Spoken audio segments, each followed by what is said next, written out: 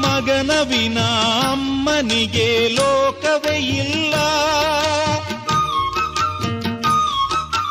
ಅವಳ ಮುಖ ನೋಡಿದರೆ ಹಸಿಯುವುದಿಲ್ಲ.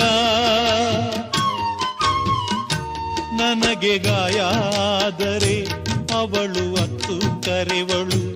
ನನಗೆ ನಗು ಬಂದರೆ ಅವಳು ನೋವ ಮರೆವಳು.